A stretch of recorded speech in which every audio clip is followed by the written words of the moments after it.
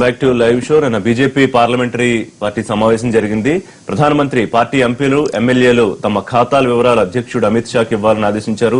ముందే లీకులున్నాయి ఎంపీలకు, అలాగే కొంతమంది నాయకులకు, బీజేపీ నాయకులకు తెలుసు డిపాజిట్లు భారీగా జరిగాయని ప్రతిపక్షాలు చేస్తున్న ఆరోపణల నేపథ్యంలో ప్రధాని ఈ ఆదేశాలు చేశారు. అయితే కాంగ్రెస్ పార్టీ అమిత్ షాకి ఇవ్వడం కాదు, ప్రజలకు, ఐటీ శాఖకు ఇవ్వండి, అలాగే అంతకు ముందు జరిగిన డిపాజిట్లు, భూ లావాదేవీల వివరాలు కూడా బయట పెట్టాలి, అంటే అన్నిటికన్నా ముందు ప్రధాని వివరాలు, ఆయన ఆస్తులు, ఆదాయ వివరాలు బయట పెట్టాలని మమతా బెనర్జీ ఆయన డిమాండ్ చేశారు.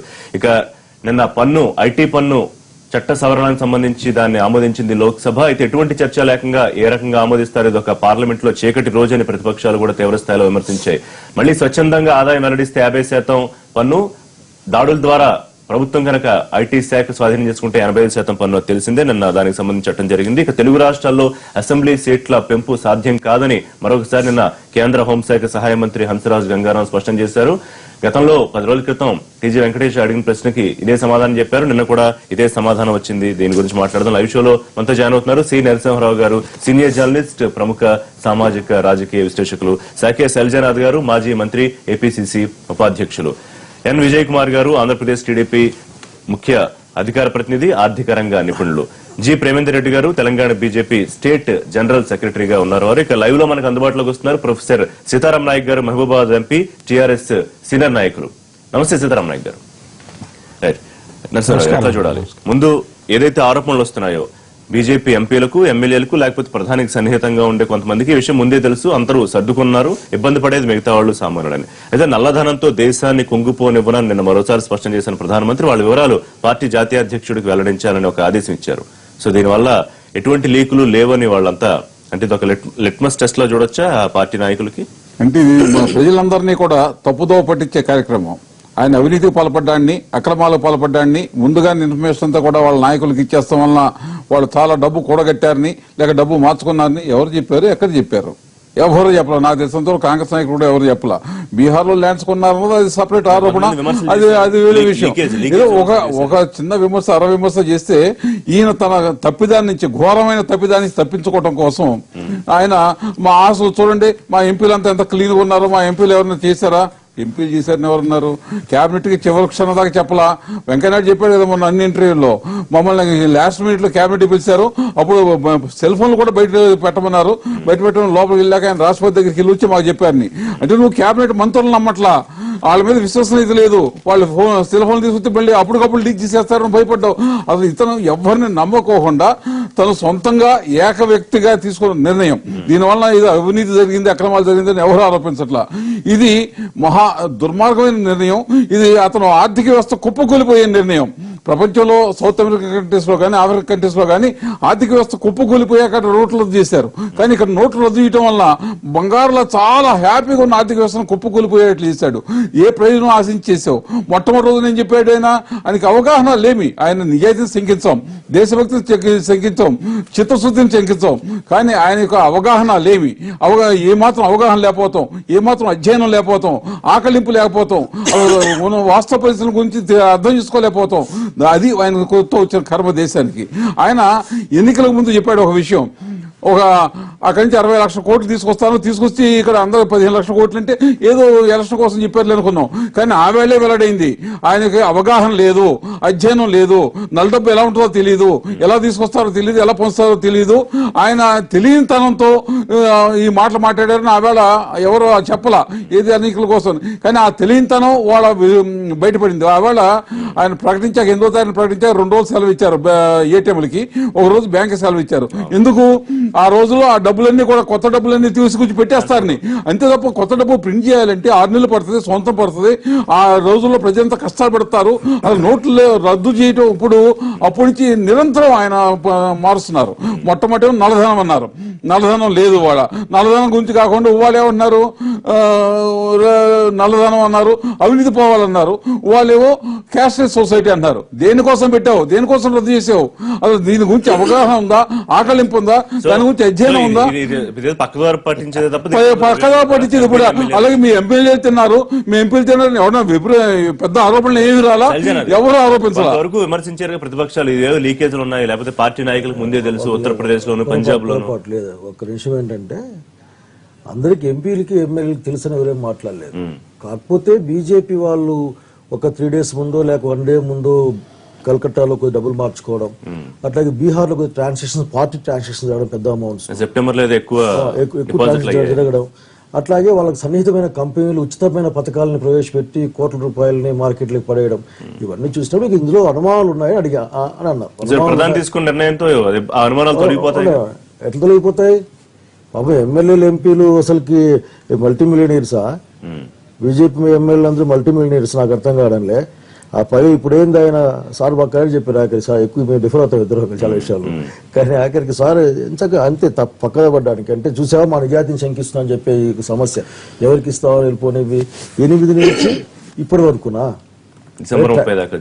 ఆరోపణ వచ్చి ఉంటే, మేమైతే చేయలేదు కానీ ఆరోపణ వచ్చి ఉంటే ఆ ఎంపీల పైన ఎమ్మెల్యేల పైన 8 ముందుగా చేయాల్సింది, రద్దుకు ముందు లెక్కలు చూపించాలి కదా. ఇదంతా ఊరికే మసిబూసి మాడ కలిసే ప్రయత్నం. ఈ రోజున నేను ఇంత సార్ అంత అవగాహన లేమని కాదు కానీ అసలుకి అతనికి మన గౌరవ ప్రధానమంత్రి గారికి సామర్థ్యం లేదండి. ఆయన వచ్చినప్పటి నుంచి ఈ దేశం సాధించిన ఒక మీరేమో అట్లా అంటున్నారు, మొత్తం ఇతర దేశాలు ఇవాళ టైమ్స్ పత్రికలో కూడా ఆయన నెంబర్ 1 రేస్ లో ముందెళ్తున్నారు. ఏ విషయానికి? మొత్తం దేశంలో ప్రముఖుల జాబితాలో ముందున్నారు ప్రపంచంలో. అదేముంది, చాలా మంది ముందుంటారు కానీ చాలా విషయాల్లో ఎక్కువ ప్రభావితం చేసిన మనిషిగా జరిగిన విషయం అది. మీరు దేశాన్ని ప్రభావితం చేసిన చూసాం కదా ఈరోజు. ప్రభావితం చూడండి, మీ పేపర్ లో చూస్తే నాకు బాధ చేస్తుంది. ముసలామే ఏడుస్తుంది ఇక్కడ, డబ్బులు తీసుకుని బ్యాంకులోకి పోయి డబ్బులు రాక ఏడుస్తుంది. అంత ప్రభావితం చేసిన మనిషి ఖచ్చితంగా ఎవరైనా కానీ చెప్తారు ఆయన ఫస్ట్ ప్రభావితం అని. నేను ఆయన సామర్థ్యాల లోపమని చెప్తా ఉన్నాను. కారణం ఏంటంటే వారి ప్రకటన దగ్గర నుంచి ఈ రోజు వరకు కూడా కన్సిస్టెన్సీ లేదు అతని దగ్గర. తనది కాని పని ఎత్తి మీద వేసుకోవడమే కాకుండా ఆ రోజు ఏమన్నా అండి, అర్ధరాత్రికి ఇవి చల్లని కాగితాలు చించి పడేసేయాల అని చెప్పి ఇంత భయోత్పాదన సృష్టించి కనుక ఈ రోజున ఆయన ఏదో గొప్ప చేశారు. అది ఎవరికి? అమిత్ షాకి ఇవ్వాలే, ప్రభుత్వానికి కాదు, సమయ శాఖలకు కాదు. అంటే మీడియా కూడా చెప్పమన్నారు, మీడియా కూడా చెప్తే మంచిదని సూచన ఇచ్చారు. ఒక సూచనలు ఏముందిలేండి, ఆఖరికి ప్రతి ఎమ్మెల్యే ప్రతి ఎంపీ కూడా తమ ఆస్తుల్ని ప్రకటిస్తారు, ప్రకటించాలి, నిబంధన ఉంది. నిబంధన ఉంది, ఇయర్లీ స్పీకర్కి ఇవ్వాలి, మంత్రులు అయితే గవర్నమెంట్కి ఇవ్వాలి. ఎందుకంటే ఈ రోజున మోడీ గారు రోజుకి అసలు భారతీయ ఆర్థిక వ్యవస్థ గురించి వాళ్ళకి అవగాహన లేదండి. నాకు అనిపించే వ్యవహారం ఏంటంటే, ఒక మీ ఊరుంది, మీ ఊర్లో మనీ ట్రాన్సాక్షన్ ఎన్ని వందల వేల జరుగుతూ ఉంది. ఒక రైతు ఉంటాడు, విత్తనం కోసం అసలుకి మాకు 10,000 అని ఇప్పించుకుంటాడు, మరి బియ్యం పడినాక వాడు పట్టుకుంటాడు.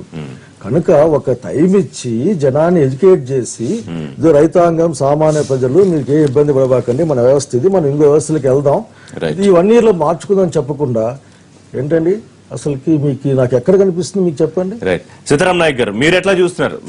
సీతారాం నాయక్ గారు, అంటే ఈ విమర్శలు వస్తున్న నేపథ్యంలో ఈ ఆదేశాలు ఇవ్వడం మంచిదేనా, లేకపోతే నిజంగానే నిర్ణయాన్ని లేకపోతే డైవర్ట్ చేయడానికి పక్కదారి పట్టించడానికి బీజేపీ నాయకులు ప్రయత్నం చేస్తున్నారు అనుకుంటున్నారా? ప్రధానమంత్రి ఆలోచన చేశారని ఈ చర్చ దాని మీద కాదు కదా, ఎవరి దగ్గర ఎంత డబ్బు ఉంది, ఇప్పుడు మీకు ఉన్నటువంటి ఆస్తులు వెల్లడించండి, లేదా మీరు ఐటీకి సంబంధించి అన్న దాని మీద ప్రతిపక్షాలు ఎవరు పార్లమెంట్లో కానీ బయట కానీ పట్టుపట్టడం లేదు. పార్లమెంట్లో జరుగుతున్నది 120 కోట్ల జనాభా ఎన్నుకున్నటువంటి ప్రజాప్రతినిధులతోటి మీరు పార్లమెంట్కి వచ్చి మీరు ఉన్నత స్థాయిలో ఉన్నటువంటి లీడర్, పార్లమెంట్లో ఒక లీడర్, అది ఉన్నత స్థాయిలో ఉన్నటువంటి లీడర్, మీరు వచ్చి అక్కడ సమాధానాలు ఏం చెప్పకుండా బయట అవి మాట్లాడి విమర్శకు ఎక్కువగా బీజేపీ పార్టీ గురి అవుతా ఉంది. సరే, వాళ్ళు తీసుకున్న నిర్ణయానికి ఎవరు కాదంటలేరు. ఇప్పుడు ఒక దొంగ 1 కోటి రూపాయలు దొంగతనం చేసి నేను వచ్చి సగం నీకు ఇస్తా సగం నాకు ఇచ్చేయమన్నట్టు ఉన్నది. ఇప్పుడు ఇది చర్చ బయట జరిగేది. ఈ 50% ఏంటంటే చట్ట సవరణ సంబంధించి ఇప్పుడు ఇప్పుడు నువ్వు అది అసలే పాప సొమ్ము, దొంగ సొమ్ము, కుబేరులు, వాళ్ళని తీసుకొచ్చి జైల్లో పెడతాం, వాళ్ళని అది చేస్తామని నువ్వు ఎంత సంపాదించినా పర్వాలేదు, నీ దాంట్లోకెళ్ళి ఒక 20% నీకు ఇస్తాం, 4 ఏళ్ల తర్వాత మిగతాదంతా ఇక్కడ జమగ. ఇవి ఎందుకో మరి వారు పోతే మీరు ఒక 8వ తారీఖు నాడు నిర్ణయం తీసుకున్న నుంచి ఈ రోజు వరకు 20 సార్లు 20 మార్పులా ఎట్లా? దీన్ని తీసుకునే ముందో తీసుకున్న తెల్లారు ఈ దేశంలో ఉన్నటువంటి ముఖ్యమంత్రులను పిలిచాని కానీ లేదా పార్లమెంట్లో వచ్చి కానీ ఒక చట్టం చేసి ఒక విధానం చేస్తే ఎవరైనా మెప్పు పొందుతారు. మీకు మీరే ఒక హై హ్యాండెడ్ గా ముఖ్యమంత్రి గారు మీ పార్టీ అధినేత పూర్తి స్థాయిలో దీన్ని స్వాగతించారు. సరే చిన్న చిన్న ఇబ్బందులు ఉంటాయి, మొదట్లో ఒక రోజు రాత్రికి రాత్రి అవ్వాలంటే సాధ్యం కాదు. మొన్న మీరు సుదీర్ఘమైన ప్రెస్ మీట్ ముఖ్యమంత్రి గారు పెట్టిన విషయం మనందరికీ తెలుసు కదా. నేను మా ముఖ్యమంత్రి చెప్పింది కరెక్ట్ కాదు, దాన్ని చేయాలంటున్నాను, కానీ ఇక్కడ జరిగేది ఏందో అంటున్నా. నేను ముఖ్యమంత్రి గారు చెప్పిన దానికి నేను వ్యతిరేకంగా బీజేపీ పార్టీ మీద ఏమి విమర్శించడం లేదు. అయినా వారు పార్లమెంట్ లో ఒక ప్రధానమంత్రి 2 సభలలోకి వెళ్ళి ఒక మాట చెప్పాలి కదా అంటున్నా. అదే కదా మా ముఖ్యమంత్రి గారు చెప్పింది కూడా అదే. మీరందరూ ముఖ్యమంత్రితో సమావేశం పెట్టమని ఆయన ఇచ్చిన సూచన అనుగుణంగానే ఇవాళ చంద్రబాబు నాయుడిని 20 రోజుల తర్వాత ఇలా పెడుతున్నారు. అదేదో మొదటి రోజు రెండో రోజు పెట్టుంటే ఒక చర్చ జరిగేది. ఈ డబ్బును ఎట్లా చేయాలని, నువ్వు సరైనటువంటి డబ్బు బ్యాంకులలో పెట్టకుండా ఏటీఎంలో పెట్టకుండా సామాన్య జనానికి ఇప్పుడు ఇబ్బందికరమైనటువంటి పరిస్థితి ఉంది. అదే కదా ఇప్పుడు అందరు అనుకునేది. అసలు సమస్యను పక్కకు పెట్టి నువ్వు మళ్ళీ మీ ఎంపీల మీద మీ దగ్గర ఎంత డబ్బు ఉన్నదో తెమ్మన్నది అది మా ముఖ్యమంత్రి అది చర్చించలేదు కదా, ఆ సమస్య రాలేదు కదా. విజయ్ గారు ఇది అనవసరమైనటువంటి, ఇప్పుడు ప్రజలను ఏదో ఇంకో రకంగా పార్లమెంట్ లో ఉన్నటువంటి జరుగుతున్నటువంటి చర్చకు అనుగుణంగా ఏదైనా ఉండి నువ్వు వచ్చి సమాధానం చెప్పి ప్రజలను మెప్పు పొందేటువంటి పద్ధతి ఉంటే అక్కడ ఉండేటువంటి వాళ్ళు కూడా దీన్ని ఓకే అంటున్నారు. కానీ ఆ చర్చ జరగడం లేదు కదా. డిమానిటైజేషన్ లోపల ఎందుకు జరిగింది, ఎందుకు చేసినని మీరు చెప్పకపోతే ఎవరు చెప్పాలి సభలో? అది చెప్తలేరు. దగ్గర ఉన్న డబ్బును తీసుకురమ్మన్నారు. అట్లా కాదు కదా. విజయ్ కుమార్ గారు ఎట్లా చూస్తున్నారు? ఇప్పుడు బయట చర్చ పక్కన పెడితే మన చర్చ ఎగ్జాంపుల్ తీసుకుంటే 3 మాట్లాడినారు. ఈ 3 మాట్లాడే దాంట్లో నల్లధనం ఉందా లేదా, ఎంత ఉంది, అఫ్ కోర్స్ ఎంత ఉంది అని ఎవరికి తెలియదు. ఒక సీతారాం యేచూరి గారికి మాత్రం 6% ఉందంట. ఆయన కట్టొచ్చు ఏ ఆర్థిక డిపార్ట్ తెలుసు మనకు. ఆయన ఒక్కడికే దేశంలో బహుశా 6% ఉంది స్పష్టం చెప్పారు, ఎవరికి తెలియదు. ఓకే, పాయింట్ ఏంటంటే ఇక్కడ నల్లధనం ఉంది అనే ఒక వాస్తవాన్ని ప్రజలందరూ భావిస్తున్నారు. ఈ నల్లధనాన్ని బయటకు తీయాలంటే 10 సంవత్సరాల కాంగ్రెస్ ప్రభుత్వం కావచ్చు, అంతకుముందుగా చెప్పాను కావచ్చు, ఏమన్నా ప్రయత్నం జరిగిందా, లేదా ఈ ప్రయత్నం తప్పు అంటే ఇంకో ప్రత్యామ్నాయం ఏమన్నా ఉందా? సో ఈ ప్రయత్నంలో వచ్చే సైడ్ ఎఫెక్ట్స్ గురించి అందరూ మాట్లాడుకుంటున్నాం. కరెక్టే, మేము చెప్తున్నాం కష్టాలు ఉన్నాయి, నోట్ లేవు, నోట్ నుంచి చెల్లలేదు, అంత కరెక్టే. కానీ ఏమి చేయకుండా గమ్ముండి పోదాం. ఇప్పుడు 50% వాడికి ఇచ్చి 50% మేము తీసుకుంటే దొంగ ఊళ్ళు పంచుకుంటున్నారు అని అన్నారు. వీళ్ళు 10 సంవత్సరాల పాటు మొత్తం ఇచ్చేసిన దొంగలే. మొత్తం ది కరప్ట్ డికేట్ 2004 to 2014 అవును కదా. ఒక్క దశాబ్దం పాటు టోనీ క్యాపిటలిజం అని చెప్పి అందరికీ దోచిపెట్టారు. సో మీరు దోచిపెట్టిన సొమ్ము బానే ఉంది, ఆ సొమ్ముని కష్టపడి ఎంతో కొంత బయట తీస్తాము అంటే ఖచ్చితంగా. కానీ విజయ్ కుమార్ గారు ఆ సొమ్ము ఎక్కడ బయట తీసుకొస్తున్నారు? ఆ సొమ్ము బయట తీసుకొచ్చే ప్రసక్తే లేదు. వాళ్ళ మీద ఇంతవరకు ఒకళ్ళు అరెస్ట్ చేయాలా, ఒకళ్ళు జైల్లో పెట్టాలా? ఏ సొమ్ము వస్తుందో దేశం మొత్తం మీద దానికి సంబంధం ఏంటి? డిసెంబర్ 30 తారీఖే ఏ సొమ్ము వస్తుంది, ఎంత సొమ్ము వస్తుందో తెలుసు. అసలు బ్లాక్ మనీ దగ్గర బ్లాక్ మనీని తీయడమే తప్పు అన్నట్టుగా మనం మాట్లాడితే అసలు అవును ఎవరికి తెలుసు బ్లాక్ మనీ? ఇప్పుడు మీరు బ్లాక్ మనీ కాదంటున్నారు, నేను అది బ్లాక్ మనీ అంటున్నాను, దాని ఇంకోరికి అది బ్రౌన్ మనీ అన్నారు, ఇంకో రెడ్ మనీ అన్నారు. సో ఏమీ తెలియదు. సో ఒక ప్రయత్నం చేశారు. ఏ మనీ లేకపోతే 14,30,00,000 నేరుగా బ్యాంక్ అకౌంట్ లోకి. ఎంపీలు ఎమ్మెల్యేలు 8వ తేదీ నుంచి ఇవాళ దాకా నిన్న దాకా ఎంత అయితే ఉన్న అకౌంట్లు, ఒకవేళ వీళ్ళకి ఐ థింక్ కేజ్రీవాల్ అనుకుంటాను 8th ముందు జరిగిన ట్రాన్సాక్షన్ ఖచ్చితంగా నేను ఉన్నాను. 8th ముందు జరిగిన ట్రాన్సాక్షన్ పెట్టండి. ఇవాళ 20 days ఉన్నప్పుడు దాని ముందు 20 days కూడా ఈ డిమాండ్ చేయండి. సో వాళ్ళు మీరు ఎవరు, కాంగ్రెస్ కావచ్చు, వైఎస్ఆర్ కావచ్చు, వీళ్ళెవ్వరు వాళ్ళ యొక్క బ్యాంక్ అకౌంట్లు చూపిరు. వాళ్ళు చూపిస్తానండి, మీకేం బాధ, మీకెందుకు నొప్పి అసలు? ఇప్పుడు బీజేపీ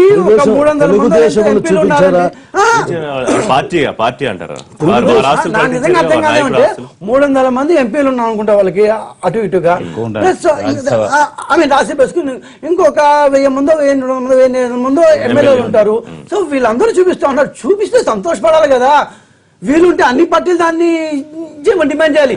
ఒక్కసారి అసలు వీళ్ళు ఎందుకు వ్యతిరేకిస్తున్నారంటే వీళ్ళని ఎక్కడ చూపించమంటారు భయం వీళ్ళకి. ఫస్ట్ వైఎస్ఆర్ కాంగ్రెస్ పార్టీ కావచ్చు, ఈ పార్టీ కావచ్చు, వీళ్ళు భయం ఏమంటే మమ్మల్ని గురించి పెంచుకుంటారు Next మాటర్నేమో అని చెప్పి. అనవసరంగా మాకు వస్తుంది కదా అని అదిరిపోతూ మీరు చూపించకూడదు. అరే నువ్వు చూపించు మీ ఇష్టం, అంతేగాని ప్రేమేంద్ర రెడ్డి గారు. వాళ్ళని నన్ను చెప్పనీయండి ఇక. మీరు చెప్పేదంతా విన్నాము ఇక. ప్రేమేంద్ర రెడ్డి గారు. కూర్చో మాట్లాడలే. మిమ్మల్ని అంటలేదు నేను వారినే అంటున్నా. ప్రేమేంద్ర రెడ్డి నిజంగానే వాళ్ళే ఎంపీలు అంటున్నా. ఎమ్మెల్యేలు అట్లా కాదు, చాలా వెల్కమ్ చేసి చూపించే పరిస్థితి ఉందా, కొంత ఇబ్బంది పడే పరిస్థితి ఉందా ఒకటే ప్రధానమంత్రి ఆదేశంతో? చాలా స్పష్టంగా ఇవాళ ఒక విలువలు కలిగిన యొక్క రాజకీయాన్ని నిర్మాణం చేయడం కోసం నరేంద్ర మోడీ గారు ప్రయత్నం చేస్తున్నారు.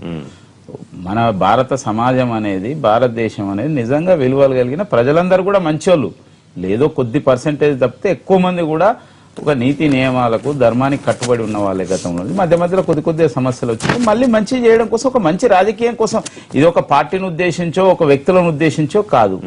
ఇవాళ నరేంద్ర మోడీ గారు తీసుకున్న ఈ యొక్క పెద్ద నోట్ల రద్దు అనేది ఫస్ట్ ఉగ్రవాదాన్ని, రెండోది ఏదైతే డ్రగ్స్ మాదక ద్రవ్యాలు అంటే ఇక ఇల్లీగల్ సోర్స్ ఆఫ్ ఇన్కమ్, తర్వాత అవినీతి, తర్వాత దొంగ నోట్లు, ఈ 4 టార్గెట్స్ గా ఇవాళ ఈ నిర్ణయం తీసుకున్నారు. దీంట్లో ఫస్ట్ ఉగ్రవాదానికి ఇవాళ నిధులు అందడం అనేది ఆగిపోయింది, జమ్మూ కాశ్మీర్ల పరిస్థితిలో చూస్తున్నాం. తర్వాత దొంగ నోట్లు అనేది చింపేసుకునే పరిస్థితి వచ్చింది. మూడోదిగా అన్అకౌంటెడ్ యొక్క అమౌంట్ అనే దాని మీదనే ఎక్కువ చర్చ జరుగుతుంది, అంటే చట్ట ప్రకారం సంపాదించి ట్యాక్స్ కట్టకుంటున్న యొక్క ధనం. ఇంకొకటి ఏదైతే ఇల్లీగల్ సోర్స్ ఆఫ్ ఇన్కమ్, మాదక ద్రవ్యాలు అమ్మడం కావచ్చు, అవినీతితోని వాళ్ళు కూడా చాలా కింది మీద అయిపోతున్నారు.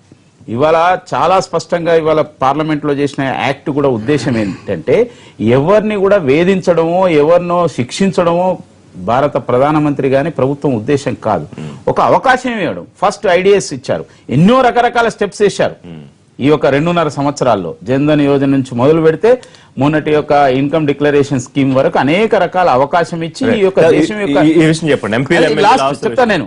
కాబట్టి ఆ యొక్క పరంపరలోనే ఇవాళ ఏదైతే 50% అనేది లాస్ట్ అవకాశం. చాలా మంది నాకు తెలిసినంత వరకు చాలా మంది దీంట్లో డిక్లేర్ చేసి చాలా ప్రశాంతమైన యొక్క జీవితము, ఆనందమైన జీవితం గడపడం కోసం ఇటువంటి ధనం ఉన్న వాళ్ళు కూడా ఆలోచన చేస్తున్నారు. కానీ ఇంకొకటి చెప్పారు కాబట్టి ఒక అధ్యయనం చాలా స్పష్టంగా ఎప్పటివరకు ఏం చెప్తుందంటే 51% చలన నోట్లు, అంటే 500,000 చలన నోట్లే కాబట్టి మొత్తం 15.45 లక్షల కోట్ల సర్క్యులేషన్ లో ఇప్పటికే 8.47 లక్షల కోట్లు డిపాజిట్స్ అయ్యాయి, అంటే 51%. ఇంకా 49% మాత్రమే బయట ఉంది. ఈ బ్యాంకులో ఉన్న రిజర్వ్ బ్యాంక్ రిజర్వ్స్ లో 5,30,000 కోట్లు ఉన్నాయని మొన్న 4 బ్యాలెన్స్ షీట్లు చూపించారు. అంటే ఇదేంటంటే అంటే అక్కడ బయటకు వచ్చేది ధనం లేదు. రద్దు ప్రయోగం విఫలమవుతోందని కూడా ప్రభుత్వం భయపడుతోంది అన్న యాంగిల్లో కొన్ని పత్రికలు రాసాయి, జాతీయ మీడియా కూడా రాసింది, కొన్ని తెలుగు పత్రికలు కూడా రాసాయి. అంటే రాని డబ్బు ఉండిపోతే దాన్ని మళ్ళీ కొత్తగా ప్రింట్ చేసుకుని దాంతో సంక్షేమ కార్యక్రమాలు చేసుకోవచ్చని ప్రభుత్వం ఆలోచించింది. కానీ మొత్తం డబ్బంతా వెనక్కి వచ్చి పడుతోంది. వస్తే ఇంక ఎవరి అకౌంట్ లో వాళ్ళ డబ్బు ఉంటుంది, మళ్ళీ ఆర్థిక రంగంలో డబ్బు రాదు కదా. కాదు, ఇవాళ దీంట్లో 2 అంశాలు ఉన్నాయి. ఒకటో రాని డబ్బు ఎంత ఉన్నది అనేది డిసెంబర్ 30 తర్వాత తెలుస్తుంది. 17 లక్షల కోట్లలో టోటల్ గా ఎంత రాలేదనేది తెలుస్తుంది. రెండోది వచ్చిన యొక్క డబ్బు కూడా ట్యాక్స్ అనేది ఇవాళ ఒక చట్ట ప్రకారంగా ప్రభుత్వానికి రావడం వలన ఇప్పుడున్న యొక్క ఇన్కమ్ కు డబుల్ ఇన్కమ్ యొక్క వచ్చే అవకాశం ఉన్నది రాబోయే రోజుల్లో. తర్వాత పార్లమెంట్ మెంబర్స్ విషయంలో మిగతా విషయాల్లో చెప్పారు. పార్లమెంట్ మెంబర్స్ ఒక పార్టీ పరంగా మేము వెల్లడిస్తామంటే మీకు వచ్చే ఒక భయం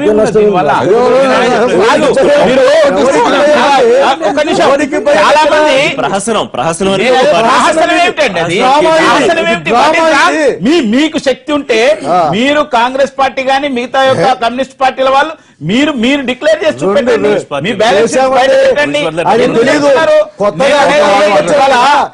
కొత్తగా వచ్చి తెలియదు, అందరం చేసాం. కొత్తగా కాంగ్రెస్ పార్టీకి ఏమని పేరుండేనంటే ఒకనాడు కాంగ్రెస్ పార్టీ పేద ప్రజల పార్టీ అని, దళితుల పార్టీ అని, గ్రామీణుల పార్టీ అని ఒకనాడు కాంగ్రెస్ పార్టీకి పేరుండే. ఇప్పుడు ఇవాళ నరేంద్ర మోడీ అందులోకి చొచ్చుకొని పోతున్నాడు కాబట్టి ఇవాళ ధనవంతుల పక్షాన, నల్లధనం ఉన్న వాళ్ళ పక్షాన కాంగ్రెస్ పార్టీ కొమ్ము గాయడం ప్రారంభించిందని ఇప్పుడు ప్రజలు అనుకుంటున్నారు. నిన్న మహారాష్ట్రలో ఎలక్షన్స్ గానీ, గుజరాత్ లో ఎలక్షన్స్ గానీ అదే తేలిపోయింది. రెఫరెండం అని నేను అంటలేను. ఈ యొక్క ఇన్సిడెంట్ జరిగిన తర్వాత, ఈ నిర్ణయం జరిగిన తర్వాత ప్రజలు, మీరు అంటున్నారు కదా ప్రజలు బాధపడుతున్నారు, మేము కూడా చెప్పండి. సిద్ధరామ్ నాయక్ 100 మంది చచ్చిపోతే రేవంత్ రెడ్డి గారు చెప్పండి. ప్రేమేందర్ రెడ్డి గారు చెప్పండి సార్. ఒకసారి సార్, ఇప్పుడు సమస్య ఇవాళ 30, రేపు 1వ తారీఖు. ఇప్పుడు నాకు ఒక 60-70 వేల శాలరీ ఉంది. ఆ శాలరీ మీరు అకౌంట్లో ఇస్తే నేను 24,000 కంటే ఎక్కువ తీసుకోలేను. సమస్య ఏంటిది? అనవసరంగా ఇప్పుడు తీసుకొచ్చి అందరూ మాట్లాడేది ఏంటంటే అంతా ఒక నీతి నిజాయితీగా ఈ దేశంలో ఉండేటువంటి నల్లధనాన్ని అరికట్టడానికి ప్రయత్నిస్తా ఉన్నారు. అందరం స్వాగతిస్తున్నాం. పార్లమెంట్ హౌస్ ఉన్నటువంటి అందరూ స్వాగతిస్తున్నారు. మీరు సమస్యలను పక్కకు పెట్టి వేరే సమస్యకి ఎందుకు పోతున్నారు అన్నదే కదా. ఇప్పుడు మీరు నల్లధనం అన్నటువంటి వాళ్ళ లిస్టు బయటకు వస్తలేదు. వాళ్ళ దగ్గర నుంచి ₹1 కలెక్ట్ చేయలేదు. వాళ్ళ దగ్గర ఉన్నటువంటి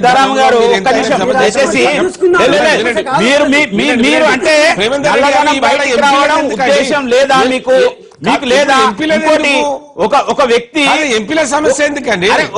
ఒక వ్యక్తి ఇంటిని బాగు చేసుకోవాలంటే 4 రోజులు ఇబ్బంది పడి పక్కన ఇంకెక్కడన్నా కిరాయికి ఉండి అనేక ఇబ్బందులు ఎదుర్కొని ఒక మంచి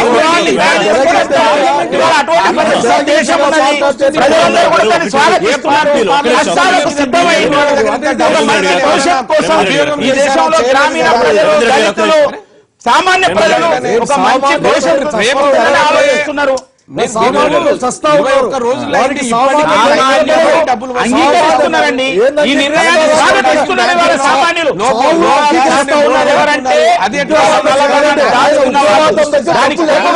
వాళ్ళు వాళ్ళ పునాదులు కదిలిపోతున్న బాధతోని, భయంతోని,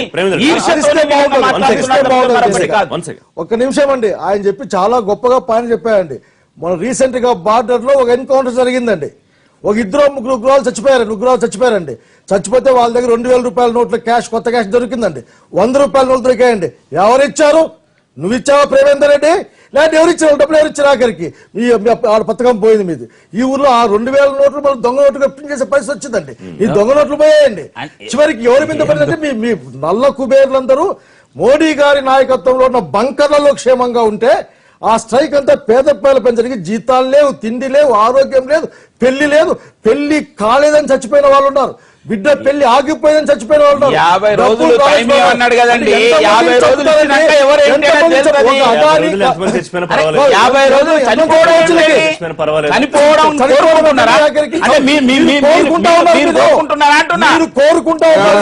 చనిపోవాలని కోరుకోవడం లేదు.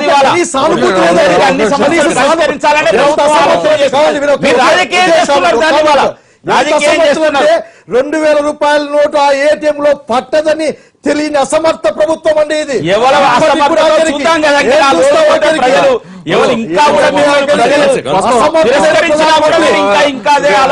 రిజర్వ్ బ్యాంక్ గణాంకాల ప్రకారం మొత్తం మా దేశంలో ఉన్న కరెన్సీ అంతా కూడా చలమణిలో ఉన్న కరెన్సీ 17,30,000 కోట్లు. దాంట్లో కేవలం 500, ₹1,000 నోట్లు 1,420 లక్షల కోట్లు. 1,420 లక్షల కోట్లు అయితే దాంట్లో ఇప్పుడు 8 లక్షల కోట్లు వచ్చేసింది. రిజర్వ్ బ్యాంక్ లెక్కల ప్రకారం బ్యాంక్ యొక్క రిజర్వ్ బ్యాంక్ దగ్గర ఉంది 5,30,000 కోట్లు. అంటే ₹1,00,000 కోట్లే రావాలి. ₹1,00,000 ఈ మధ్య వచ్చేస్తే లేకపోతే కింద ₹2,100 కూడా బ్యాంకుల్లోకి వస్తున్నాయి.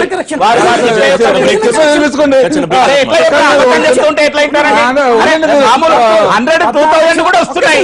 మీరు అవన్నీ డిపాజిట్స్ కాదు, transaction.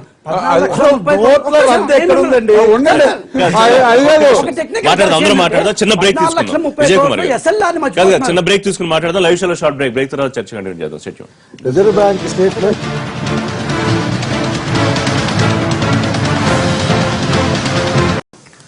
Back to live show. నిన్న బీజేపీ పార్లమెంటరీ పార్టీ సమావేశం జరిగింది.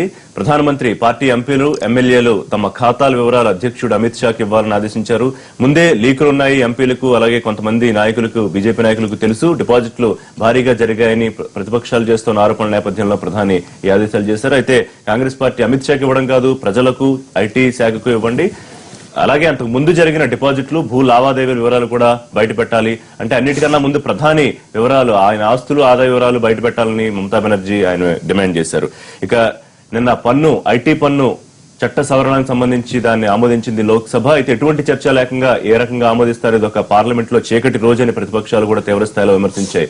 మళ్లీ స్వచ్ఛందంగా ఆదాయం వెల్లడిస్తే 50% పన్ను, దాడుల ద్వారా ప్రభుత్వం కనుక ఐటీ శాఖ స్వాధీనం చేసుకుంటే 85% పన్ను తెలిసిందే. నిన్న దానికి సంబంధించి చట్టం జరిగింది. ఇక తెలుగు రాష్ట్రాల్లో అసెంబ్లీ సీట్ల పెంపు సాధ్యం కాదని మరొకసారి నిన్న కేంద్ర హోంశాఖ సహాయ మంత్రి హంసరాజ్ గంగారాం స్పష్టం చేశారు. గతంలో 10 రోజుల క్రితం టీజీ వెంకటేష్ అడిగిన ప్రశ్నకి ఇదే సమాధానం చెప్పారు. నిన్న కూడా ఇదే సమాధానం వచ్చింది. దీని గురించి మాట్లాడదాం. లైవ్ షోలో మనతో జాయిన్ అవుతున్నారు సి నరసింహారావు గారు, సీనియర్ జర్నలిస్ట్, ప్రముఖ సామాజిక రాజకీయ విశ్లేషకులు, సాకే శైలజానాథ్ గారు, మాజీ మంత్రి, ఏపీసీసీ ఉపాధ్యక్షులు, ఎన్ విజయ్ కుమార్ గారు, ఆంధ్రప్రదేశ్ టీడీపీ ముఖ్య అధికార ప్రతినిధి, ఆర్థిక రంగ నిపుణులు, జి ప్రేమేందర్ రెడ్డి గారు, తెలంగాణ బీజేపీ స్టేట్ జనరల్ సెక్రటరీగా ఉన్నారు. వారు ఇక లైవ్ లో మనకు అందుబాటులోకి వస్తున్నారు ప్రొఫెసర్ సీతారాం నాయక్ గారు, మహబూబాబాద్ ఎంపీ, టీఆర్ఎస్ సీనియర్ నాయకులు. నమస్తే సీతారాం నాయక్ గారు. రైట్ నరసింహారావు, ఎట్లా చూడాలి? ముందు ఏదైతే ఆరోపణలు వస్తున్నాయో బీజేపీ ఎంపీలకు, ఎమ్మెల్యేలకు, లేకపోతే ప్రధానికి సన్నిహితంగా ఉండే కొంతమందికి ఈ విషయం ముందే తెలుసు, అందరూ సర్దుకున్నారు, ఇబ్బంది పడేది మిగతా వాళ్ళు సామాన్యులని. అయితే నల్లధనంతో దేశాన్ని కుంగిపోనివ్వనని నిన్న మరోసారి స్పష్టం చేసిన ప్రధానమంత్రి వాళ్ళ వివరాలు పార్టీ జాతీయ అధ్యక్షుడికి వెల్లడించాలని ఒక ఆదేశం ఇచ్చారు. సో దీనివల్ల ఎటువంటి లీకులు లేవని వాళ్ళంతా, అంటే ఇది ఒక లిట్మస్ టెస్ట్ లో చూడొచ్చా ఆ పార్టీ నాయకులకి? అంటే ఇది ప్రజలందరినీ కూడా తప్పుదోవ పట్టించే కార్యక్రమం. ఆయన అవినీతి పాల్పడ్డాన్ని, అక్రమాలకు పాల్పడ్డాన్ని ముందుగా ఇన్ఫర్మేషన్ అంతా కూడా వాళ్ళ నాయకులకు ఇచ్చేస్తాం వలన వాళ్ళు చాలా డబ్బు కూడగట్టారని, లేక డబ్బు మార్చుకున్నారని ఎవరు చెప్పారు, ఎక్కడ చెప్పారు? ఎవరు చెప్పలా. నాకు తెలిసినంత కాంగ్రెస్ నాయకులు కూడా ఎవరు చెప్పలా. బీహార్ లో ల్యాండ్స్ కొన్నారన్నది అది సపరేట్ ఆరోపణ, అది వేరే విషయం. ఏదో ఒక చిన్న విమర్శ, విమర్శ చేస్తే ఈయన తన తప్పిదాన్ని నుంచి, ఘోరమైన తప్పిదాన్ని తప్పించుకోవడం కోసం ఆయన మా ఆశలు చూడండి, మా ఎంపీలంతా ఎంత క్లీన్ గా ఉన్నారో, మా ఎంపీలు ఎవరైనా చేశారా? ఎంపీలు చేశారని ఎవరున్నారు? క్యాబినెట్ కి చివరి క్షణం దాకా చెప్పలా. వెంకయ్యనాయుడు చెప్పాడు కదా మొన్న అన్ని ఇంటర్వ్యూల్లో, మమ్మల్ని లాస్ట్ మినిట్ లో క్యాబినెట్ పిలిచారు, అప్పుడు సెల్ ఫోన్లు కూడా బయట పెట్టమన్నారు, బయట పెట్టడం లోపలికి వెళ్ళాక ఆయన రాష్ట్రపతి దగ్గరికి వెళ్ళి వచ్చి మాకు చెప్పారని. అంటే నువ్వు క్యాబినెట్ మంత్రులు నమ్మట్లా, వాళ్ళ మీద విశ్వసనీయత లేదు, వాళ్ళు సెల్ ఫోన్ తీసుకొచ్చి మళ్ళీ అప్పటికప్పుడు లీక్ చేసేస్తారని భయపడ్డావు. అసలు ఇతను ఎవరిని నమ్మకోకుండా తను సొంతంగా ఏక వ్యక్తిగా తీసుకున్న నిర్ణయం, దీనివల్ల ఇది అవినీతి జరిగింది, అక్రమాలు జరిగిందని ఎవరు ఆరోపించట్లా. ఇది మహా దుర్మార్గమైన నిర్ణయం. ఇది అతను ఆర్థిక వ్యవస్థ కుప్పకూలిపోయే నిర్ణయం. ప్రపంచంలో సౌత్ అమెరికా కంట్రీస్ లో కానీ, ఆఫ్రికా కంట్రీస్ లో కానీ ఆర్థిక వ్యవస్థ కుప్పకూలిపోయాక నోట్లు రద్దు చేశారు. కానీ ఇక్కడ నోట్లు రద్దు చేయడం వల్ల బంగారులో చాలా హ్యాపీగా ఉన్న ఆర్థిక వ్యవస్థను కుప్పకూలిపోయేట్లు చేశాడు. ఏ ప్రయోజనం ఆశించి చేసావు? మొట్టమొదటి రోజు నేను చెప్పాడు ఆయనకి అవగాహన లేమి. ఆయన నిజాయితీని శంకించాం, దేశభక్తిని శంకించాం, చిత్తశుద్ధిని శంకించాం. కానీ ఆయన యొక్క అవగాహన లేమి, ఏమాత్రం అవగాహన లేకపోతాం, ఏమాత్రం అధ్యయనం లేకపోతాం, ఆకలింపు లేకపోతాం, వాస్తవ పరిస్థితుల గురించి అర్థం చేసుకోలేకపోతాం. అది ఆయన వచ్చిన కర్మ దేశానికి. ఆయన ఎన్నికలకు ముందు చెప్పాడు ఒక విషయం, అక్కడి నుంచి 60 లక్షల కోట్లు తీసుకొచ్చి ఇక్కడ అందరూ 15 లక్షల కోట్లు అంటే ఏదో ఎలక్షన్ కోసం చెప్పారు అనుకున్నాం. కానీ ఆ వేళే వెల్లడైంది ఆయనకి అవగాహన లేదు, అధ్యయనం లేదు, నల్ల డబ్బు ఎలా ఉంటుందో తెలియదు, ఎలా తీసుకొస్తారో తెలియదు, ఎలా పొందుతారో తెలియదు. ఆయన తెలియని తనంతో ఈ మాటలు మాట్లాడారని ఆ వేళ ఎవరు చెప్పలా ఏది ఎన్నికల కోసం. కానీ ఆ తెలియనితనం వాళ్ళ బయటపడింది. ఆ వేళ ఆయన ప్రకటించాక 8వ తారీఖు ప్రకటించాక 2 రోజులు సెలవు ఇచ్చారు ఏటీఎంలకి, 1 రోజు బ్యాంక్ సెలవు ఇచ్చారు. ఎందుకు? ఆ రోజులో ఆ డబ్బులన్నీ కూడా కొత్త డబ్బులన్నీ తీసుకొచ్చి పెట్టేస్తారని. అంతే తప్ప కొత్త డబ్బు ప్రింట్ చేయాలంటే 6 నెలలు పడుతుంది, సొంతం పడుతుంది. ఆ రోజుల్లో ప్రజలంతా కష్టాలు పడతారు. అది నోట్లు రద్దు చేయటం అప్పటి నుంచి నిరంతరం ఆయన మారుస్తున్నారు. మొట్టమొదటి నల్లధనం అన్నారు, నల్లధనం లేదు. నల్లధనం గురించి కాకుండా వాళ్ళేమన్నారు, నల్లధనం అన్నారు, అవినీతి పోవాలన్నారు. వాళ్ళేమో క్యాష్లెస్ సొసైటీ అన్నారు. దేనికోసం పెట్టావు? దేనికోసం రద్దు చేసావు? అసలు దీని గురించి అవగాహన ఉందా? ఆకలింపు ఉందా? దాని గురించి అధ్యయనం ఉందా?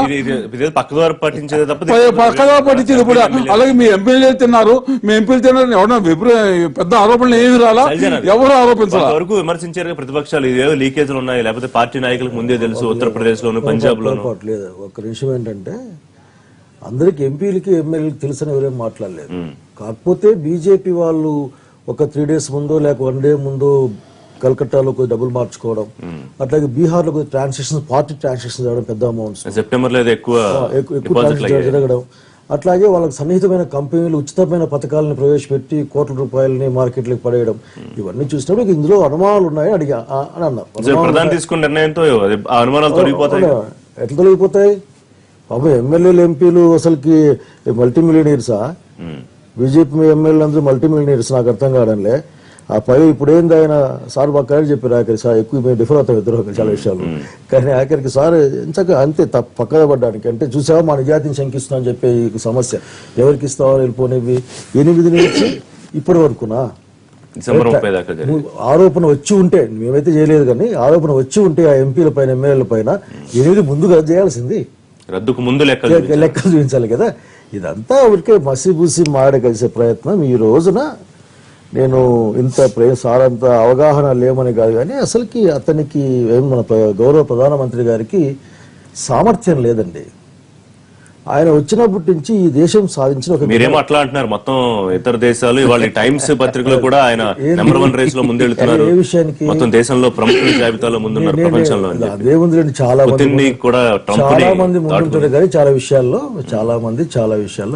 ఎక్కువ ప్రభావితం చేసిన మనిషిగా జరిగిన విషయం అది. మీరు దేశాన్ని ప్రభావితం చేసిన మరి చూసాం కదా ఈరోజు. ప్రభావితం చూడండి, మీ పేపర్ లో చూస్తే నాకు బాగా చేస్తుంది. ముసలామే ఏడుస్తుంది ఇక్కడ, డబ్బులు తీసుకుని బ్యాంకులోకి పోయి డబ్బులు రాక ఏడుస్తుంది. అంత ప్రభావితం చేసిన మనిషి ఖచ్చితంగా ఎవరైనా కానీ చెప్తారు ఆయన ఫస్ట్ ప్రభావితం అని. నేను ఆయన సామర్థ్యాల లోపమని చెప్తా ఉన్నాను. కారణం ఏంటంటే వారి ప్రకటన దగ్గర నుంచి ఈ రోజు వరకు కూడా కన్సిస్టెన్సీ లేదు అతని దగ్గర. తనది కాని పని ఎత్తి మీద వేసుకోవడమే కాకుండా ఆ రోజు ఏమన్నా అండి, అర్ధరాత్రికి ఇవి చల్లని కాగితాలు చించి పడేసేయాల అని చెప్పి ఇంత భయోత్పాదన సృష్టించి, కనుక ఈ రోజున ఆయన ఏదో గొప్ప చేశారు. అది ఎవరికి? అమిత్ షాకి ఇవ్వాలే, ప్రభుత్వానికి కాదు, సమయ శాఖలకు కాదు. అంటే మీడియా కూడా చెప్పమన్నారు, మీడియా కూడా చెప్తే మంచిదని సూచన ఇచ్చారు. ఒక సూచనలే ఉందిలేండి ఆఖరికి. ప్రతి ఎమ్మెల్యే ప్రతి ఎంపీ కూడా తమ ఆస్తుల్ని ప్రకటిస్తారు, ప్రకటించాలి, నిబంధన ఉంది. నిబంధన ఉంది కాదు, ఇయర్లీ స్పీకర్కి ఇవ్వాలి, మంత్రులు అయితే గవర్నమెంట్కి ఇవ్వాలి. ఎందుకంటే ఈ రోజున మోడీ గారు రోజుకి అసలు భారతీయ ఆర్థిక వ్యవస్థ గురించి వాళ్ళకి అవగాహన లేదండి. నాకు అనిపించే వ్యవహారం ఏంటంటే, మీ ఊరు ఉంది, మీ ఊర్లో మనీ ట్రాన్సాక్షన్ ఎన్ని వందల వేలైనా జరుగుతూ ఉంది. ఒక రైతు ఉంటాడు, విత్తనం కోసం అసలుకి మాకు 10,000 అని ఇప్పించుకుంటాడు, మరి బియ్యం పడినాక వాడు పట్టుకుంటాడు. కనుక ఒక టైం ఇచ్చి జనాన్ని ఎడ్యుకేట్ చేసి, రైతాంగం సామాన్య ప్రజలు మీకు ఏ ఇబ్బంది పడబాకండి, మన వ్యవస్థ ఇది, మనం ఇంకో వ్యవస్థలకు వెళ్దాం, ఈ 1 year లో మార్చుకుందాం చెప్పకుండా ఏంటండి అసలుకి నాకు ఎక్కడ కనిపిస్తుంది మీకు చెప్పండి. రైట్. సీతారాం నాయక్ గారు, మీరు ఎట్లా చూస్తున్నారు మాట్లాడేది? సీతారాం నాయక్ గారు, అంటే ఈ విమర్శలు వస్తున్న నేపథ్యంలో ఈ ఆదేశాలు ఇవ్వడం మంచిదేనా, లేకపోతే నిజంగానే నిర్ణయాన్ని లేకపోతే డైవర్ట్ చేయడానికి పక్కదారి పట్టించడానికి బీజేపీ నాయకులు ఈ ప్రయత్నం చేస్తున్నారు అనుకుంటున్నారా? ప్రధానమంత్రి ఆలోచన చేశారని ఈ చర్చ దాని మీద కాదు కదా, ఎవరి దగ్గర ఎంత డబ్బు ఉంది, ఇప్పుడు మీకు ఉన్నటువంటి ఆస్తులు వెల్లడించండి, లేదా మీరు ఐటీకి సంబంధించి అన్న దాని మీద ప్రతిపక్షాలు ఎవరు పార్లమెంట్లో కానీ బయట కానీ పట్టుపట్టడం లేదు. పార్లమెంట్లో జరుగుతున్నది 120 కోట్ల జనాభా ఎన్నుకున్నటువంటి ప్రజాప్రతినిధులతోటి. మీరు పార్లమెంట్కి వచ్చి మీరు ఉన్నత స్థాయిలో ఉన్నటువంటి లీడర్, పార్లమెంట్లో మీరు ఒక లీడర్, అది ఉన్నత స్థాయిలో ఉన్నటువంటి లీడర్, మీరు వచ్చి అక్కడ సమాధానాలు ఏం చెప్పకుండా బయట అవి మాట్లాడి విమర్శకు ఎక్కువగా బీజేపీ పార్టీ గురి అవుతా ఉంది. సరే, వాళ్ళు తీసుకున్న నిర్ణయానికి ఎవరు కాదంటలేరు. ఇప్పుడు ఒక దొంగ ₹1 కోటి దొంగతనం చేసి నేను వచ్చి సగం నీకు ఇస్తా సగం నాకు ఇచ్చేయమన్నట్టు ఉన్నది. ఇప్పుడు ఇది చర్చ బయట జరిగేది. ఈ 50% ఏందని చట్ట సవరణ సంబంధించి ఇప్పుడు ఇప్పుడు నువ్వు అది అసలే పాప సొమ్ము, దొంగ సొమ్ము, కుబేరులు, వాళ్ళని తీసుకొచ్చి జైల్లో పెడతాం, వాళ్ళని అది చేస్తామని నువ్వు ఎంత సంపాదించినా పర్వాలేదు, నీ దాంట్లోకెళ్ళి ఒక 20% నీకు ఇస్తాం, 4 ఏళ్ల తర్వాత మిగతాదంతా ఇక్కడ జమగ. ఇవి ఎందుకో మరి వారు పోతే మీరు ఒక 8వ తారీఖు నాడు నిర్ణయం తీసుకున్న నుంచి ఈ రోజు వరకు 20 సార్లు 20 మార్పులా? ఎట్లా ఇది? దీన్ని తీసుకునే ముందో తీసుకున్న తెల్లారు ఈ దేశంలో ఉన్నటువంటి ముఖ్యమంత్రులను పిలిచాని కానీ లేదా పార్లమెంట్లో వచ్చి కానీ ఒక చట్టం చేసి ఒక విధానం చేస్తే ఎవరైనా మెప్పు పొందుతారు. మీకు మీరే ఒక హై హ్యాండెడ్ గా. ముఖ్యమంత్రి గారు మీ పార్టీ అధినేత పూర్తి స్థాయిలో దీన్ని స్వాగతించారు. సరే, చిన్న ఇబ్బందులు ఉంటాయి, మొదట్లో ఒక రోజు రాత్రి అవ్వాలంటే సాధ్యం కాదు. మొన్న మీరు సుదీర్ఘ ప్రెస్ మీట్ ముఖ్యమంత్రి గారు పెట్టిన విషయం మనందరికీ తెలుసు కదా.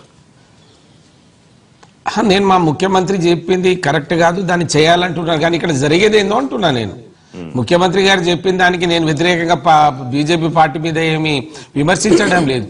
అయినా వారు పార్లమెంట్ లో ఒక ప్రధానమంత్రి రెండు సభలలోకి వెళ్ళి ఒక మాట చెప్పాలి కదా అంటున్నా. అదే కదా మా ముఖ్యమంత్రి గారు చెప్పింది కూడా అదే. మీరందరూ ముఖ్యమంత్రులతో సమావేశం పెట్టమని ఆయన ఇచ్చిన సూచన అనుగుణంగానే ఇవాళ చంద్రబాబు నాయుడిని 20 రోజుల తర్వాత ఇలా పెడుతున్నారు. అదేదో మొదటి రోజు రెండో రోజు పెట్టుంటే ఒక చర్చ జరిగేది. ఈ డబ్బును ఎట్లా చేయాలని, నువ్వు సరైనటువంటి డబ్బు బ్యాంకులలో పెట్టకుండా ఏటీఎంలో పెట్టకుండా సామాన్య జనానికి ఇప్పుడు ఇబ్బందికరమైనటువంటి పరిస్థితి ఉంది. అదే కదా ఇప్పుడు అందరు అనుకునేది. అసలు సమస్యను పక్కకు పెట్టి నువ్వు మళ్ళీ మీ ఎంపీల మీద మీ దగ్గర ఎంత డబ్బు ఉన్నదో తెమ్మన్నది అది మా ముఖ్యమంత్రి అది చర్చించలేదు కదా, ఆ సమస్య రాలేదు కదా. ముఖ్యం విజయ్ గారు ఇది అనవసరమైనటువంటి, ఇప్పుడు ప్రజలను ఏదో ఇంకో రకంగా పార్లమెంట్ లో ఉన్నటువంటి జరుగుతున్నటువంటి చర్చకు అనుగుణంగా ఏదైనా ఉండి నువ్వు వచ్చి సమాధానం చెప్పి ప్రజలను మెప్పు పొందేటువంటి పద్ధతి ఉంటే అక్కడ ఉండేటువంటి వాళ్ళు కూడా దీన్ని ఓకే అంటున్నారు. కానీ ఆ చర్చ జరగడం లేదు కదా. డిమానిటైజేషన్ లోపల ఎందుకు జరిగింది, ఎందుకు చేసినని మీరు చెప్పకపోతే ఎవరు చెప్పాలి సభలో? అది చెప్తలేరు. దగ్గర ఉన్న డబ్బును తీసుకురమ్మన్నారు. అట్లా కాదు కదా. విజయ్ కుమార్ గారు ఎట్లా చూస్తున్నారు? ఇప్పుడు బయట చర్చ పక్కన పెడితే మన చర్చ ఎగ్జాంపుల్ తీసుకుంటే ముగ్గురు మాట్లాడినారు. ఈ ముగ్గురు మాట్లాడే దాంట్లో నల్లధనం ఉందా లేదా, ఎంత ఉంది, అఫ్ కోర్స్ ఎంత ఉంది అని ఎవరికి తెలియదు. ఒక సీతారాం యేచూరి గారికి మాత్రం 6% ఉందంట. ఆయన కట్టొచ్చు ఏ ఆర్థిక నిపుణుడు చెప్పారు తెలియదు మనకు. ఆయన ఒక్కడికే దేశంలో బహుశా 6% ఉంది స్పష్టం చెప్పారు, ఎవరికి తెలియదు. ఓకే, పాయింట్ ఏమంటే ఇక్కడ నల్లధనం ఉంది అనే ఒక వాస్తవం అని ప్రజలందరూ భావిస్తున్నారు. ఈ నల్లధనాన్ని బయటకు తీయాలంటే 10 సంవత్సరాల కాంగ్రెస్ ప్రభుత్వం కావచ్చు, అంతకుముందు చెప్పడం కావచ్చు, ఏమన్నా ప్రయత్నం జరిగిందా, లేదా ఈ ప్రయత్నం తప్పు అంటే ఇంకో ప్రత్యామ్నాయం ఏమన్నా ఉందా? సో ఈ ప్రయత్నంలో వచ్చే సైడ్ ఎఫెక్ట్స్ గురించి అందరూ మాట్లాడుకుంటున్నాం. కరెక్టే, మేము చెప్తున్నాం కష్టాలు ఉన్నాయి, నోట్లు లేవు, నోట్లు చెల్లలేదు, అంత కరెక్టే. కానీ ఏమి చేయకుండా గమ్ముండి పోదాం. ఇప్పుడు 50% వాడికి ఇచ్చి 50% మేము తీసుకుంటే దొంగ ఊళ్ళు పంచుకుంటున్నారు అని అన్నారు. వీళ్ళు 10 సంవత్సరాల పాటు మొత్తం ఇచ్చేసినారు దొంగలే. మొత్తం ది కరప్ట్ డికేట్ 2004 to 2014 అవును కదా. ఒక్క దశాబ్దం పాటు టోనీ క్యాపిటలిజం అని చెప్పి అందరికీ దోచిపెట్టారు. సో మీరు దోచిపెట్టిన సొమ్ము బానే ఉంది, ఆ సొమ్ముని కష్టపడి ఎంతో కొంత బయట తీస్తాము అంటే ఖచ్చితంగా. కానీ విజయ్ కుమార్ గారు ఆ సొమ్ము ఎక్కడ బయట తీసుకొస్తున్నారు? ఆ సొమ్ము బయట తీసుకొచ్చే ప్రసక్తే లేదు. వాళ్ళ మీద ఇంతవరకు ఒకళ్ళు అరెస్ట్ చేయాలా, ఒకళ్ళు జైల్లో పెట్టాలా? ఏ సొమ్ము వస్తుందో డిసెంబర్ 30 తారీఖే ఏ సొమ్ము వస్తుంది, ఎంత సొమ్ము వస్తుందో తెలుసు. అసలు బ్లాక్ మనీ దగ్గర బ్లాక్ మనీని తీయడమే తప్పు అన్నట్టుగా మనం మాట్లాడితే అసలు అవును ఎవరికి తెలుసు బ్లాక్ మనీ? ఇప్పుడు మీరు బ్లాక్ మనీ కాదంటున్నారు, నేను అది బ్లాక్ మనీ అంటున్నాను, దాని ఇంకోరికి అది బ్రౌన్ మనీ అన్నారు, ఇంకో రెడ్ మనీ అన్నారు. సో ఏమీ తెలియదు. సో ఒక ప్రయత్నం చేశారు. ఏ మనీ లేకపోతే 14,30,00,000 నేరుగా బ్యాంక్ అకౌంట్ లోకి. ఎంపీలు ఎమ్మెల్యేలు 8వ తేదీ నుంచి ఇవాళ దాకా నిన్న దాకా ఎంత అయితే ఉన్న అకౌంట్లు, ఒకవేళ వీళ్ళకి ఐ థింక్ కేజ్రీవాల్ అనుకుంటాను 8th ముందు జరిగిన ట్రాన్సాక్షన్ ఖచ్చితంగా నేను ఉన్నాను. 8th ముందు జరిగిన ట్రాన్సాక్షన్ పెట్టండి. ఇవాళ 20 days ఉన్నప్పుడు దాని 20 days ఈ మనీ డిమాండ్ చేయండి. సో వాళ్ళు మీరు ఎవరు, కాంగ్రెస్ కావచ్చు, వైఎస్ఆర్ కావచ్చు, వీళ్ళెవ్వరు వాళ్ళ యొక్క బ్యాంక్ అకౌంట్లు చూపిరు. వాళ్ళని చూపిస్తా అన్నాండి, మీకేం బాధ, మీకెందుకు నొప్పి అసలు? ఇప్పుడు బీజేపీ 300 మంది ఎంపీలు ఉన్నారు అనుకుంటా వాళ్ళకి అటు ఇటుగా. రాసి పెట్టుకుని ఇంకొక 1000 మందో 1000 మందో ఎమ్మెల్యేలు ఉంటారు. సో వీళ్ళందరూ చూపిస్తా ఉన్నారు. చూపిస్తే సంతోషపడాలి కదా. వీళ్ళుంటే అన్ని పార్టీలు దాన్ని డిమాండ్ చేయాలి. ఒక్కసారి అసలు వీళ్ళు ఎందుకు వ్యతిరేకిస్తున్నారంటే వీళ్ళని ఎక్కడ చూపించమంటారు భయం వీళ్ళకి. ఫస్ట్ వైఎస్ఆర్ కాంగ్రెస్ పార్టీ కావచ్చు, ఈ పార్టీ కావచ్చు, వీళ్ళు భయం ఏమంటే మమ్మల్ని గురించి పెట్టుకుంటారు. అనవసరంగా మాకు వస్తుంది కదా అని అదిరిపోతూ మీరు చూపించకూడదు. అరే నువ్వు చూపించొద్దు, చూపించు మీ ఇష్టం. వాళ్ళని మీరు చెప్పేదంతా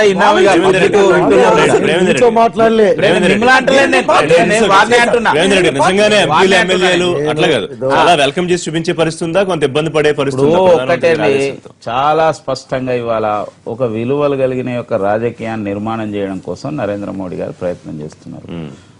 మన భారత సమాజం అనేది, భారతదేశం అనేది నిజంగా విలువలు కలిగిన ప్రజలందరూ కూడా మంచోళ్ళు, లేదో కొద్ది పర్సెంటేజ్ తప్పితే ఎక్కువ మంది కూడా ఒక నీతి నియమాలకు, ధర్మానికి కట్టుబడి ఉన్న వాళ్ళే. గతంలో మధ్య మధ్యలో కొద్ది సమస్యలు వచ్చాయి. మళ్ళీ మంచి చేయడం కోసం, ఒక మంచి రాజకీయం కోసం, ఇది ఒక పార్టీని ఉద్దేశించో ఒక వ్యక్తులను ఉద్దేశించో కాదు. ఇవాళ నరేంద్ర మోడీ గారు తీసుకున్న ఈ యొక్క పెద్ద నోట్ల రద్దు అనేది ఫస్ట్ ఉగ్రవాదాన్ని, రెండోది ఏదైతే డ్రగ్స్, మాదక ద్రవ్యాలు, అంటే ఇక ఇల్లీగల్ సోర్స్ ఆఫ్ ఇన్కమ్, తర్వాత అవినీతి, తర్వాత దొంగ నోట్లు, ఈ 4 టార్గెట్స్ గా ఇవాళ ఈ నిర్ణయం తీసుకున్నారు. దీంట్లో ఫస్ట్ ఉగ్రవాదానికి ఇవాళ నిధులు అందడం అనేది ఆగిపోయింది, జమ్మూ కాశ్మీర్ల పరిస్థితిలో చూస్తున్నాం. తర్వాత దొంగ నోట్లు అనేది చింపేసుకునే పరిస్థితి వచ్చింది. మూడోదిగా అన్అకౌంటెడ్ యొక్క అమౌంట్ అనే దాని మీదనే ఎక్కువ చర్చ జరుగుతుంది, అంటే చట్ట ప్రకారం సంపాదించి ట్యాక్స్ కట్టకుంటున్న యొక్క ధనం. ఇంకొకటి ఏదైతే ఇల్లీగల్ సోర్స్ ఆఫ్ ఇన్కమ్, మాదక ద్రవ్యాలు అమ్మడం కావచ్చు, అవినీతితోని వాళ్ళు కూడా చాలా కింది మీద అయిపోతున్నారు. ఇవాళ చాలా స్పష్టంగా ఇవాళ పార్లమెంట్ లో చేసిన యాక్ట్ కూడా ఉద్దేశం ఏంటంటే ఎవరిని కూడా వేధించడమో ఎవరినో శిక్షించడమో భారత ప్రధానమంత్రి గాని ప్రభుత్వం ఉద్దేశం కాదు. ఒక అవకాశం ఇవ్వడం. ఫస్ట్ ఐడియాస్ ఇచ్చారు, ఎన్నో రకరకాల స్టెప్స్ వేశారు ఈ యొక్క 2.5 సంవత్సరాల్లో. జన్ధన్ యోజన నుంచి మొదలు పెడితే మొన్నటి యొక్క ఇన్కమ్ డిక్లరేషన్ స్కీమ్ వరకు అనేక రకాల అవకాశం ఇచ్చి ఈ యొక్క దేశం యొక్క ఈ విషయం చెప్పండి. లాస్ట్ చెప్తా నేను. కాబట్టి ఆ యొక్క పరంపరలోనే ఇవాళ ఏదైతే 50% అనేది లాస్ట్ అవకాశం. చాలా మంది నాకు తెలిసినంత వరకు చాలా మంది దీంట్లో డిక్లేర్ చేసి చాలా ప్రశాంతమైన యొక్క జీవితము, ఆనందమైన జీవితం గడపడం కోసం ఈ ఇటువంటి ధనం ఉన్న వాళ్ళు కూడా ఆలోచన చేస్తున్నారు. కానీ ఇంకొకటి చెప్పారు కాబట్టి ఒక అధ్యయనం చాలా స్పష్టంగా ఎప్పటివరకు ఏం చెప్తుందంటే 51% చలన నోట్లు, అంటే 500,000 చలన నోట్లే కాబట్టి మొత్తం 15.45 లక్షల కోట్ల సర్క్యులేషన్ లో ఇప్పటికే 8.47 లక్షల కోట్లు డిపాజిట్స్ అయ్యాయి, అంటే 51%. ఇంకా 49% మాత్రమే బయట ఉంది. ఈ బ్యాంకులో ఉన్న రిజర్వ్ బ్యాంక్ రిజర్వ్స్ లో 5,30,000 కోట్లు ఉన్నాయని మొన్న బ్యాలెన్స్ షీట్లు చూపించారు. అంటే ఇదేంటంటే అంటే అక్కడ బయటకు వచ్చేది ధనం ఏమి లేదు. రద్దు ప్రయోగం విఫలమవుతోందని కూడా ప్రభుత్వం భయపడుతోంది అన్న యాంగిల్లో కొన్ని పత్రికలు రాశాయి, జాతీయ మీడియా కూడా రాసింది, కొన్ని తెలుగు పత్రికలు కూడా రాశాయి. అంటే రాని డబ్బు ఉండిపోతే దాన్ని మళ్ళీ కొత్తగా ప్రింట్ చేసుకుని దాంతో సంక్షేమ కార్యక్రమాలు చేసుకోవచ్చని ప్రభుత్వం ఆలోచించింది. కానీ మొత్తం డబ్బంతా వెనక్కి వచ్చి పడుతోంది. వస్తే ఇంక ఎవరి అకౌంట్ లో వాళ్ళ డబ్బు ఉంటుంది, మళ్ళీ ఆర్థిక రంగంలో డబ్బు రాదు కదా. కాదు, ఇవాళ దీంట్లో 2 అంశాలు ఉన్నాయి. ఒకటో రాని డబ్బు ఎంత ఉన్నది అనేది December 30 తర్వాత తెలుస్తుంది. 17 లక్షల కోట్లలో టోటల్ గా ఎంత రాలేదనేది తెలుస్తుంది. రెండోది వచ్చిన యొక్క డబ్బు కూడా ట్యాక్స్ అనేది ఇవాళ ఒక చట్ట ప్రకారంగా ప్రభుత్వానికి రావడం వలన ఇప్పుడున్న యొక్క ఇన్కమ్ కు డబుల్ ఇన్కమ్ యొక్క వచ్చే అవకాశం ఉన్నది రాబోయే రోజుల్లో. తర్వాత పార్లమెంట్ మెంబర్స్ విషయంలో మిగతా విషయాల్లో చెప్పారు. పార్లమెంట్ మెంబర్స్ ఒక పార్టీ పరంగా మేము వెల్లడిస్తామంటే మీకు వచ్చే ఒక భయం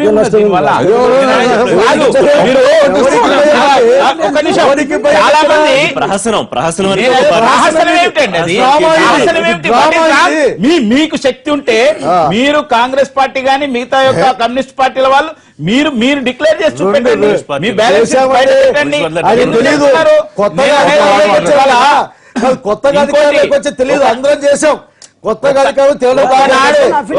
కాంగ్రెస్ పార్టీకి ఏమని పేరుండేనంటే ఒకనాడు కాంగ్రెస్ పార్టీ పేద ప్రజల పార్టీ అని, దళితుల పార్టీ అని, గ్రామీణుల పార్టీ అని ఒకనాడు కాంగ్రెస్ పార్టీకి పేరుండే. ఇప్పుడు ఇవాళ నరేంద్ర మోడీ అందులోకి చొచ్చుకొని పోతున్నాడు కాబట్టి ఇవాళ ధనవంతుల పక్షాన, నల్లధనం ఉన్న వాళ్ళ పక్షాన కాంగ్రెస్ పార్టీ కొమ్ము గాయడం ప్రారంభించిందని ఇప్పుడు ప్రజలు అనుకుంటున్నారు. నిన్న మహారాష్ట్రలో ఎలక్షన్స్ గానీ, గుజరాత్ లో ఎలక్షన్స్ గానీ అదే తేలిపోయింది. రిఫరెండం అని నేను అంటలేను. ఈ యొక్క ఇన్సిడెంట్ జరిగిన తర్వాత, ఈ నిర్ణయం జరిగిన తర్వాత ప్రజలు, మీరు అంటున్నారు కదా ప్రజలు బాధపడుతున్నారు, మేము కూడా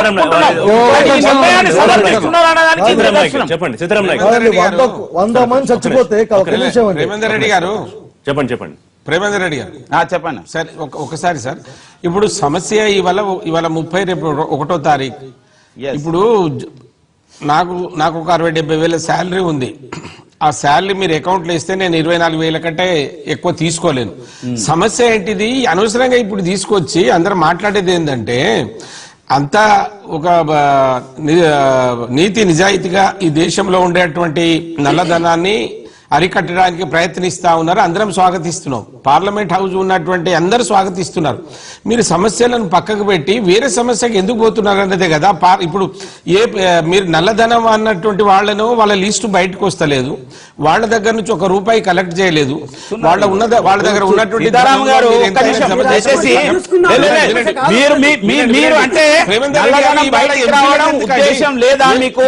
మీకు లేదా ఒక వ్యక్తి ఎంపీల సమస్య ఎందుకండి? ఒక వ్యక్తి ఒక ఇంటిని బాగు చేసుకోవాలంటే 4 రోజులు ఇబ్బంది పడి పక్కన ఇంకెక్కడన్నా కిరాయికి ఉండి అనేక ఇబ్బందులు ఎదుర్కొని ఒక మంచి గృహాన్ని తయారు చేసుకొని ఇవాళ అటువంటి పరిస్థితుల్లో దేశం ఉన్నది. ప్రజలందరూ కూడా దాన్ని స్వాగతిస్తున్నారు. కష్టాలకు సిద్ధమై ఒక మంచి భవిష్యత్తు కోసం ఈ దేశంలో గ్రామీణ ప్రజలు, దళితులు, సామాన్య ప్రజలు ఒక మంచి భవిష్యత్తు రేపొద్దునని ఆలోచిస్తున్నారు.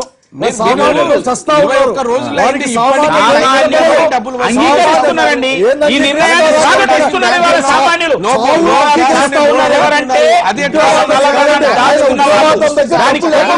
వాళ్ళు వాళ్ళ పునాదులు కదిలిపోతున్నాయి బాధతోని, భయంతోని, ఈర్ష్యతోని కాదు.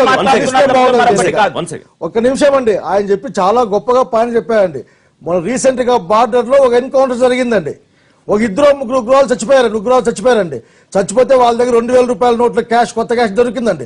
100 రూపాయల నోట్లు దొరికాయండి. ఎవరిచ్చారు? నువ్వు ఇచ్చావా ప్రేమేందర్ రెడ్డి? లేదంటే ఎవరిచ్చారు? డబ్బులు ఎవరిచ్చారు? ఆఖరికి మీ ఆడ పథకం పోయింది మీది. ఈ ఊర్లో ఆ 2000 నోట్లు మనం దొంగ నోట్లు ప్రింట్ చేసే పరిస్థితి వచ్చిందండి. ఈ దొంగ నోట్లు పోయాయండి. చివరికి ఎవరి మీద పడిందంటే మీ నల్ల కుబేర్లందరూ మోడీ గారి నాయకత్వంలో ఉన్న బంకర్లలో క్షేమంగా ఉంటే ఆ స్ట్రైక్ అంతా పేద పిల్లలపై జరిగి జీతాలు లేవు, తిండి లేవు, ఆరోగ్యం లేదు, పెళ్లి కాలేదని చచ్చిపోయిన వాళ్ళు ఉన్నారు. బిడ్డ పెళ్లి ఆగిపోయిందని చచ్చిపోయిన వాళ్ళు ఉన్నారు. 50 రోజులు టైం ఇవ్వన్నాడు కదండి. 50 రోజులు ఇచ్చినాక ఎవరు ఏంటి అనేది తెలుస్తుంది. 50 రోజులు చనిపోవడం కోరుకుంటున్నారా? అంటే మీరు కోరుకుంటున్నారా అంటున్నా? కోరుకుంటా చనిపోవాలని కోరుకోవడం లేదు. అన్ని సమస్యలు పరిష్కరించాలని ప్రభుత్వం ఆలోచన చేస్తుంది. మీరు రాజకీయం చేస్తున్నారు. దాని వల్ల రాజకీయం చేస్తున్నారు. 2000 రూపాయల నోటు ఆ ఏటీఎం లో పట్టదని తెలియని అసమర్థ ప్రభుత్వం అండి ఇది. ఎవరు చూద్దాం కదండి. ఎవరు ఇంకా ఇంకా అదే ఆలోచనలో ఉన్నారు. రిజర్వ్ బ్యాంక్ గణాంకాల ప్రకారం మొత్తం మా దేశంలో ఉన్న కరెన్సీ అంతా కూడా చలమణిలో ఉన్న కరెన్సీ 17,30,00,000 కోట్లు. దాంట్లో కేవలం 500, 1000 రూపాయల నోట్లు 1420 లక్షల కోట్లు. 1420 లక్షల కోట్లు అయితే దాంట్లో ఇప్పుడు 8 లక్షల కోట్లు వచ్చేసింది. రిజర్వ్ బ్యాంక్ లెక్కల ప్రకారం బ్యాంక్ యొక్క రిజర్వ్ బ్యాంక్ దగ్గర ఉంది 5,30,000 కోట్లు. అంటే ₹1,00,000 కోట్లే రావాలి. ₹1,00,000 ఈ మధ్య వచ్చేస్తే లేకపోతే కింద ఇవాళ 2,100 రూపీస్ కూడా బ్యాంకుల్లోకి వస్తున్నాయి.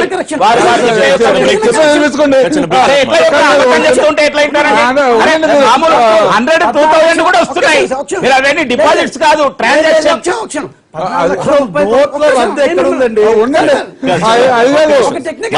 మాట్లాడదాం. చిన్న బ్రేక్ తీసుకుందాం. విజయ్ కుమార్ చిన్న బ్రేక్ తీసుకుని మాట్లాడదాం. లైవ్ షోలో షార్ట్ బ్రేక్ తర్వాత చర్చ కంటిన్యూ చేద్దాం. Reserve bank statement